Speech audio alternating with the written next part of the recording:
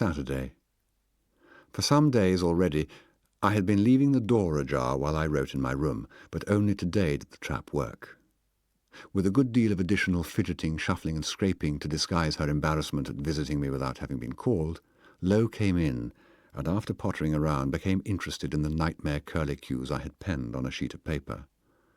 Oh no, they were not the outcome of a belles lettriste's inspired pause between two paragraphs.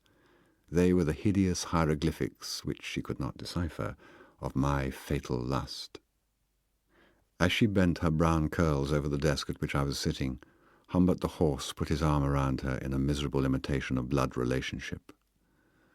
And still studying, somewhat short-sightedly, the piece of paper she held, my innocent little visitor slowly sank to a half-sitting position upon my knee.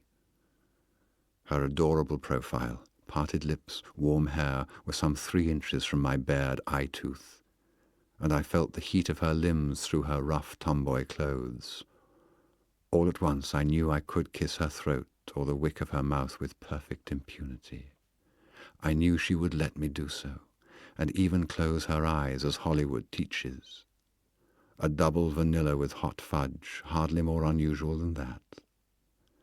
I cannot tell my learned reader, whose eyebrows I suspect have by now travelled all the way to the back of his bald head, I cannot tell him how the knowledge came to me. Perhaps my ape ear had unconsciously caught some slight change in the rhythm of her respiration, for now she was not really looking at my scribble, but waiting with curiosity and composure, oh, my limpid nymphette, for the glamorous lodger to do what he was dying to do. A modern child, an avid reader of movie magazines, an expert in dream-slow close-ups, might not think it too strange, I guessed, if a handsome, intensely virile, grown-up friend— Too late. The house was suddenly vibrating with voluble Louise's voice telling Mrs. Hayes, who had just come home, about a dead something she and Leslie Thompson had found in the basement, and little Lolita was not one to miss such a tale. Sunday. Changeful, bad-tempered, cheerful, awkward, graceful, with the tart grace of her coltish sub-teens, excruciatingly desirable from head to foot, all New England for a lady writer's pen, from the black ready-made bow and bobby pins holding her hair in place, to the little scar on the lower part of her neat calf, where a roller skater kicked her in pisky a couple of inches above her rough white sock. Gone with her mother to the Hamiltons, a birthday party or something. Full-skirted gingham frock. Her little doves seem well-formed already. Precocious pet. Monday. Rainy morning. Ces matins gris si doux. My white pyjamas have a lilac design on the back.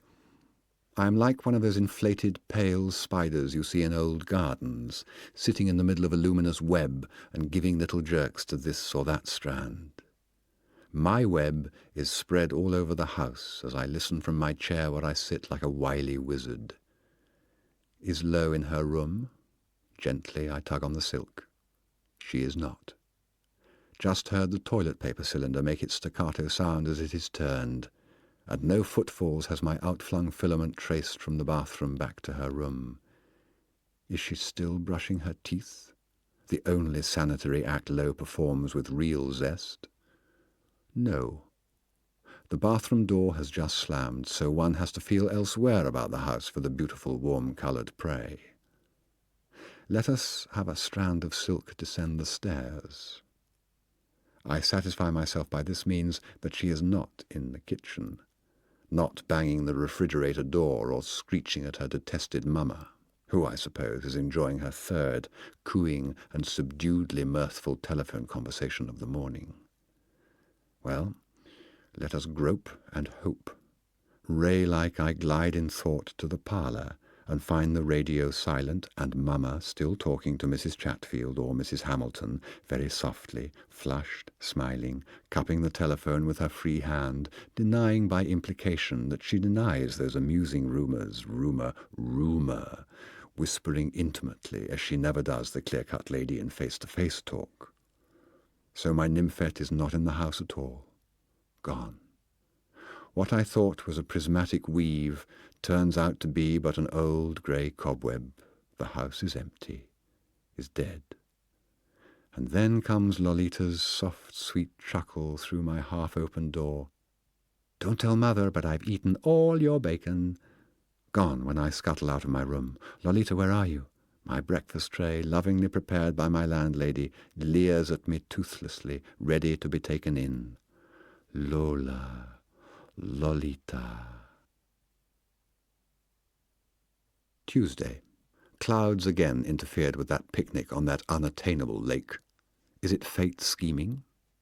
Yesterday I tried on before the mirror a new pair of bathing trunks.